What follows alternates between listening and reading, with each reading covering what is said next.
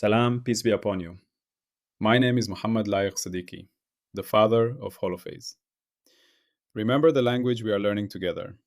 There is one field, phi, the holophase, one continuous cyclic movement from which all of reality unfolds. When phi begins to change, its first derivatives appear, and with them, three dimensions show themselves at once. Time as omega, space as k, and motion as v, built from both. Every higher derivative is a finer question about how phi is changing, and each one casts three shadows together: a time shadow, a space shadow, and a motion shadow. These echoes mix and weave into one another, forming the patterns we call fields, particles, bodies, thoughts, and worlds. In this picture, everything that exists is a living tapestry of phi, endlessly echoing through its derivatives and their dimensional shadows. And today, in this part of our journey, we pause again to listen to just one of those echoes. Our ascent through the holophase language has brought us to a new vantage point. We have already learned how to measure the intensity of change, the omega squared that captures the strength of time's rhythm, and the k squared that measures the sharpness of space's texture. You can imagine these as reading two separate columns in a cosmic ledger. One column for temporal activity, another for spatial activity. Each column tells us how busy phi is in that dimension. But any good bookkeeper knows that the deepest insights do not come from staring at a single column in isolation. They come from comparing them, from seeing how one account relates to the other. Today, we do exactly that. We move from simple tallying to the art of balancing. We begin to explore combined balances where temporal and spatial intensities meet, negotiate, and find their equilibrium. This is the prelude to one of the greatest principles in all of physics, the principle of stationary action. It is the place where the language of reality begins to speak in terms of trade-offs, constraints, and optimal paths. To make sense of these balances, we first ask a simple but profound question. In any given pattern of phi, which form of intensity dominates? Is the field's activity concentrated more in changing rapidly through time, or in varying sharply across space? This is not just a poetic curiosity. The answer determines the very character of the pattern you see and feel. Imagine again a vibrating guitar string. Freeze it in your mind at the very moment you first pluck it. The string has a curved shape in space, bowing away from the straight line. At that instant, it may be almost still. Temporal change is near zero, so the time intensity, omega squared, is minimal, while spatial curvature is high, so the space intensity, k squared, is large. A moment later, as the string passes through its straight equilibrium position, its shape is almost flat. Now the spatial intensity is small, but it is moving fastest, so the temporal intensity is at its maximum. Nothing has been lost. The activity has simply shifted from one form to another. It sloshes back and forth between spatial intensity and temporal intensity, like water moving between two ends of a basin. To understand this sloshing, to understand what patterns are allowed to exist, to survive, and to travel, we must compare these intensities directly, rather than treating them as unrelated numbers. We must form balances between them, so that we can say not just how big each one is, but how they stand relative to each other. Only then can we begin to see why some patterns propagate cleanly, why some remain trapped, and why others explode or die away. The simplest and deepest combined balance we can form is the difference between these two intensities, omega squared minus k squared. On paper, it looks like a simple subtraction, but inside the language of phi, it carries a very rich meaning. You can think of this difference as a single number that answers the question, is this pattern more intensely temporal or more intensely spatial? If omega squared minus k squared is positive, then temporal intensity dominates. The pattern is characterized more by vigorous oscillation in time than by sharp variation in space. A simple example would be a low humming sound that fills a room almost uniformly. It changes over time, so omega is non-zero, but it is very smooth in space, so k squared is small. Here, the story is mostly temporal, more about rhythm than about structure. If omega squared minus k squared is negative, spatial intensity dominates.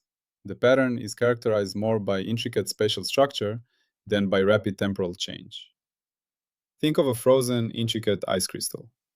Its defining feature is a complex spatial pattern, high k squared, while nothing much is changing in time. Omega squared is very small. Here, the story is mostly spatial, more about texture than about motion. And if omega squared minus k squared is zero, then we have a perfect balance. Temporal and spatial intensities are matched according to a precise rule. This balanced case is not just aesthetically pleasing, it is physically special. It often marks the natural condition for waves that can propagate without blowing up or fading away. The condition where a pattern can move through the medium as a stable, self-consistent story. In the holophase language, this difference plays the role of a comparative clause. It does not only tell us the values of the two intensities on their own, it tells us which one dominates and by how much. It lets the universe say things like, in this region, the story is more about happening than about texture.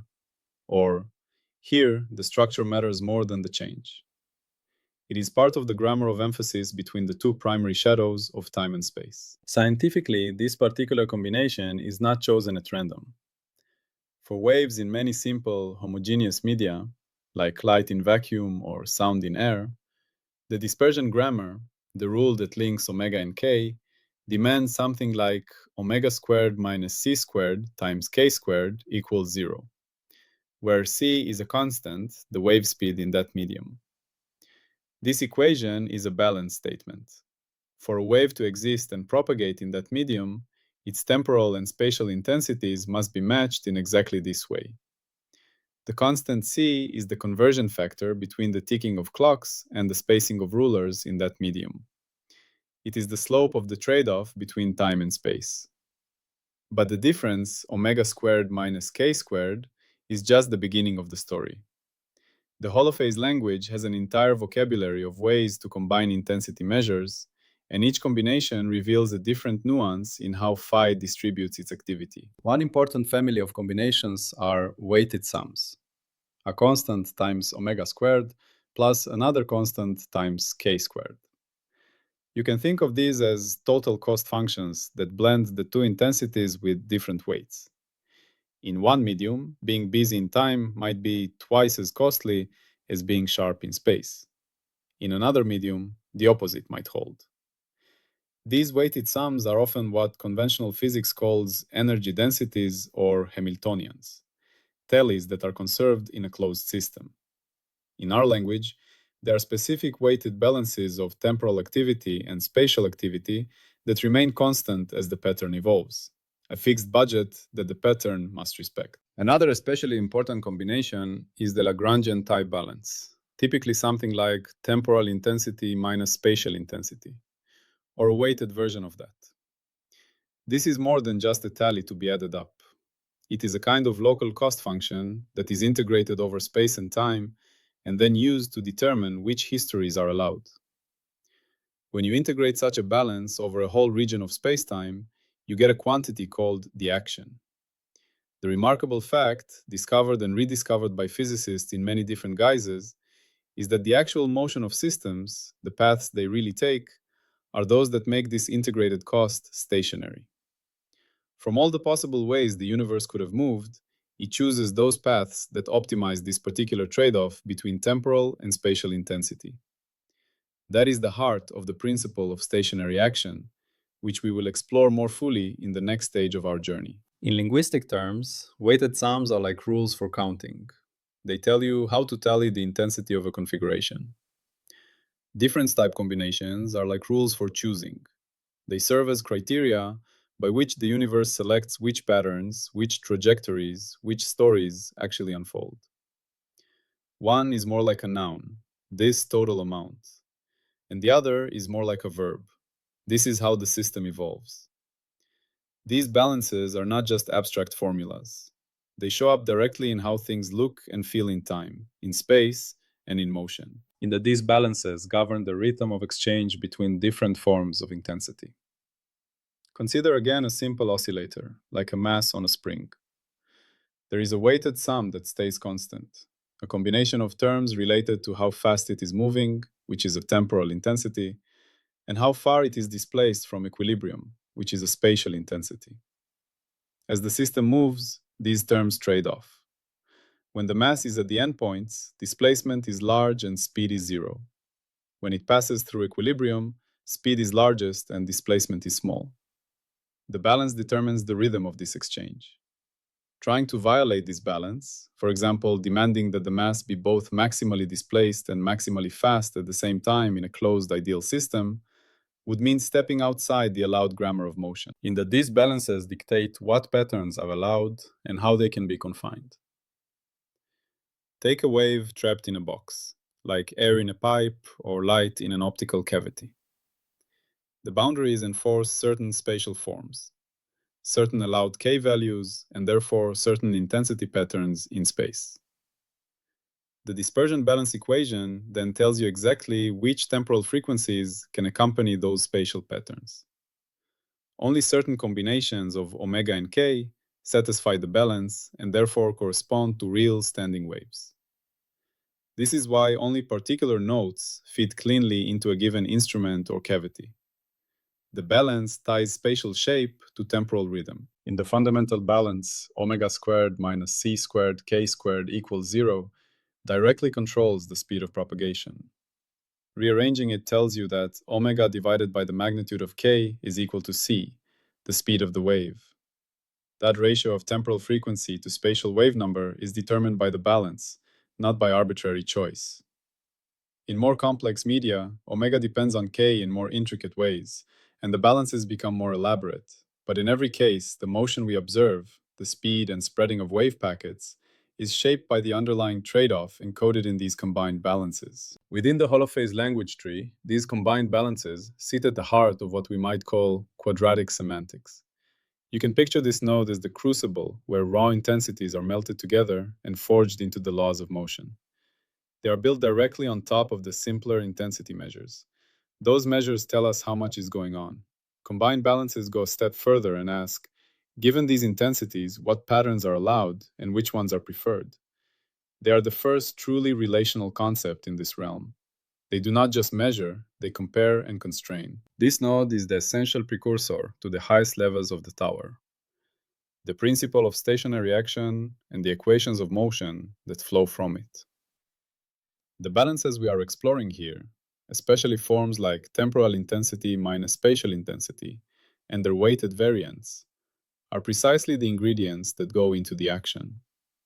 To understand action, you must first understand these local trade-offs. In that sense, we are now standing at the workbench where the universe's equations of motion are assembled from the raw materials of intensity. Combined balances are also deeply connected to neighboring branches of the master tree. They are the bridge point where multiple strands of structure meet. They are obviously related to the earlier step, where we introduced omega squared and k squared themselves. Those were the ingredients. Combined balances are the recipes, telling us how to mix those ingredients into meaningful dynamical statements. They are tightly linked to dispersion relations. A dispersion relation is essentially a balance equation written in the form omega as a function of k, or the other way around. For example, saying omega equals c times the magnitude of k for light in a vacuum is equivalent to the balance omega squared minus c squared k squared equals 0. It is just another way of writing the same grammar. They are connected to wave packets and interference. The stability and propagation properties of a wave packet depend on how the intensity measures of its component waves balance. When waves interfere, the amplitude patterns may be complex, but the underlying balances still apply underneath. The envelope of a wave packet evolves in a way that, on average, respects an effective balance between temporal and spatial intensities. They are also deeply connected to the conventional concept of energy. In the holophase interpretation, a weighted sum like A times omega squared plus B times k squared is usually what becomes the conserved energy functional. A difference type expression like omega squared minus B times k squared is what becomes the Lagrangian density. Both arise from the same underlying derivatives of phi, but they play different roles. One summarizes what is conserved, The other determines which motions are permissible and preferred. So in our language, both are simply different ways of bookkeeping the same underlying activity of phi. Topological structures, like solitons, domain walls, and vortices, also owe their existence to combined balances. Many such stable objects can be seen as patterns that minimize or extremize some integrated balance over space. Their stability arises not from a rigid external cage, but from the fact that any attempt to deform them increases the value of that balance beyond the minimal or stationary point. In that sense, they are frozen solutions to a balance optimization problem inscribed in the language of phi. At the semantic level, combined balances represent the dimension of trade-off, constraint, and optimality. They express the fact that the universe is not a place where any arbitrary pattern can persist. Patterns must pay for their existence by satisfying certain trade-offs between temporal and spatial intensity. If a pattern wants to be very localized in space, with extremely sharp features, then in many systems it must involve correspondingly rapid temporal variation to pay for that localization. If it wants to keep a particular smooth spatial form, it must oscillate in time at a frequency dictated by the balance. These are the rules of a cosmic marketplace where temporal intensity and spatial intensity are the currencies. Every stable mode, every traveling wave, every oscillating system is the result of a successful deal struck in this marketplace. These balances also have clear implications for stability and for what can be tested and falsified. A system that settles into a configuration which minimizes, or more precisely makes stationary the integrated balance, the action, is in a dynamically allowed and often stable state. A pendulum, resting at the bottom of its wing, is one simple example. A planet in a stable orbit around a star is another. In both cases, the path through spacetime can be derived from an action built from a balance between temporal and spatial terms. The detailed form of the balance varies from system to system. In a vacuum, for simple waves, it might be the familiar relation between omega and k. In a plasma or a crystal, extra terms appear, shifting the balance in characteristic ways. Different systems have different dispersion relations, but all follow the same grammatical structure. Temporal and spatial terms are combined in specific balances. These are the different dialects of the same deep language. The idea that combined balances govern dynamics is not merely philosophical. It is empirically testable. One way to test it is to start from a proposed balance density. For example, a field Lagrangian that contains terms built from time derivatives and space derivatives of phi, and then use the calculus of variations to derive the equations of motion. For simple waves, this procedure yields a wave equation, which has been tested in sound, water waves, electromagnetic waves, and more. For particles, the same logic leads to Newton's laws, and more generally to the geodesic equations in relativity. If we ever found a fundamental, well-isolated system whose behavior could not be described by any local balance of this type, and whose motion could not be derived from a variational principle, that would falsify this framework. So far, every successful fundamental theory we have can be written in this balance plus action form. That is a deep and striking fact about our universe. These balances are not hidden away in abstract mathematics. They are the contracts behind almost every natural phenomenon you can see. In fundamental physics, the condition linking omega and k is essentially the law of light in vacuum. It explains why light travels at a constant speed, independent of frequency. More broadly, in special relativity, there is an analogous balance between energy and momentum, the famous relation connecting energy, momentum, and rest mass. It is another difference of squared quantities, with the speed of light acting as the conversion factor between temporal and spatial tallies. It says that the energy and momentum of a particle are not free to vary independently. They are linked by a fixed balance with the rest mass as the invariant. This is, at a deeper level, the same structural idea as our balance between temporal and spatial intensities. In engineering and technology, combined balances are everywhere. Waveguides and optical fibers trap and guide light, because the geometry imposes certain spatial modes, certain allowed patterns of k. The dispersion relation then sets which frequencies can propagate in each mode. By designing these balances carefully, engineers can control what kinds of signals travel down a fiber and how they disperse. In structural engineering, the resonance frequencies of a bridge or a building are determined by a balance between stiffness, which favors certain spatial patterns, and inertia, which sets the temporal response.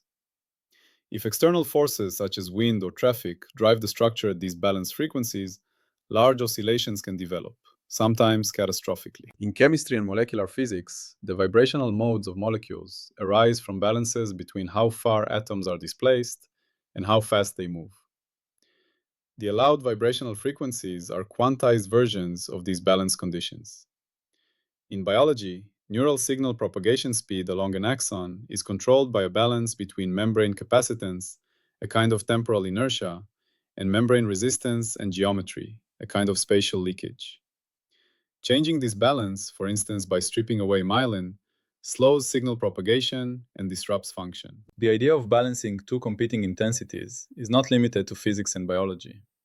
It appears as a universal template in human systems as well. In economics and resource management, investors constantly balance high yield but illiquid assets against lower yield but liquid ones. Concentrating everything in rigid, illiquid investments is like having high spatial intensity, very focused but not flexible in time. Holding everything in cash is like high temporal agility with very low spatial structure. Successful portfolios strike a balance between these extremes. Strategies in business and science also balance exploitation, intensifying effort in known profitable directions, against exploration, spending resources to search for new opportunities. This is directly analogous to trading spatial focus against temporal search activity. In social systems and policy, centralization versus decentralization is another example.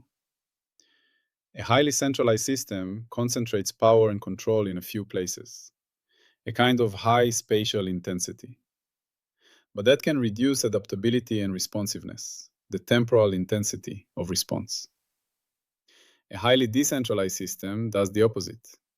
Effective governance works by tuning this balance. Similarly, debates about security versus freedom are at a deep level about how tightly to constrain the configuration of society versus how much to allow rapid, unpredictable changes. The same grammar of trade-off appears again and again. In personal life and psychology, you can see the same pattern inside yourself. Deep focus work is like a high spatial intensity state in your mind. You concentrate your attention into a narrow area and hold it there. Open, receptive awareness is more like high temporal intensity. You allow many different stimuli and thoughts to arise and pass. A healthy mind learns to navigate between these states. Your life as a whole also balances routine, which stabilizes patterns in time and creates a kind of spatial structure to your days, against novelty, which injects temporal intensity and change. Too much routine leads to stagnation, too much novelty leads to chaos. Fulfillment often comes from a dynamic balance that is continually readjusted. You can train yourself to see combined balances at work everywhere. When you listen to music, try to hear the trade-off between rhythmic drive and harmonic complexity. A simple drum beat with little harmonic structure is dominated by temporal intensity. A rich orchestral chord held steady in time but full of internal voice leading and harmony is dominated by spatial structure in pitch space. A great piece of music weaves these together, constantly shifting the balance between temporal and spatial musical intensity. When you look at a city, notice the way the dense downtown core concentrates activity, buildings, and infrastructure into a compact region, a high spatial intensity zone. Notice how the suburbs spread activity out in space and increase movement. Daily commuting represents a high temporal component. The entire transportation network exists to manage this balance between spatial concentration and temporal flow. A simple and vivid practice is to watch a pendulum. At the turning points of its swing, it is momentarily still. The speed is zero, so temporal intensity in the sense of motion is minimal. But its displacement from the center is largest. A kind of spatial intensity is maximal. At the center of its swing, the opposite is true. It moves fastest, so temporal intensity is high, while displacement is zero. See this not just as motion, but as an ongoing, elegant exchange between two forms of activity intensity. That is a mechanical picture of a combined balance at work in front of your eyes. Now we return, as we always do, to the one field, phi. We can see more clearly that its dynamics, the very fact that it evolves in predictable, law-like ways, emerges from a relational principle. The field is not being pushed around by mysterious external forces. Instead, it is as if, at every point and in every moment, phi is choosing patterns of change that strike a particular balance between temporal intensity and spatial intensity. The combined balances we have been studying are the local expressions of this global choice. They encode, point by point, how time change and space change are being weighed against each other. When we integrate these local balances over whole paths or regions, we get the action. When we demand that this action be stationary, we get the equations of motion. From this perspective, the laws of physics are nothing more and nothing less than the field's consistent way of honoring these balances everywhere and everywhen. As we conclude this part of our journey, hold this image gently in your mind. The cosmos is not just a mechanical machine, not merely a set of objects bumping into each other. It is, in a profound sense, a master economist. At every point, for every possible pattern of change, it is engaged in a negotiation, weighing the cost of temporal busyness against the cost of spatial sharpness. The patterns that survive, propagate, and persist are precisely those that satisfy these local trade-offs in the right way. The flight of a bird, the orbit of a moon, the vibration of a string, the unfolding of a thought. Each of these can be seen as a refined solution to a balance problem.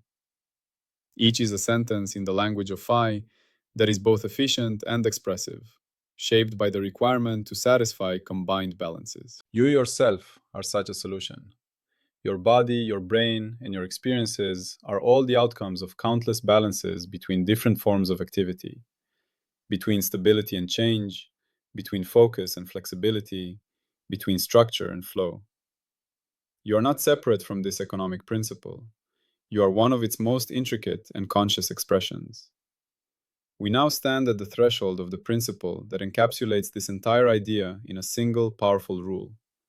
In the next part, we will meet that principle directly.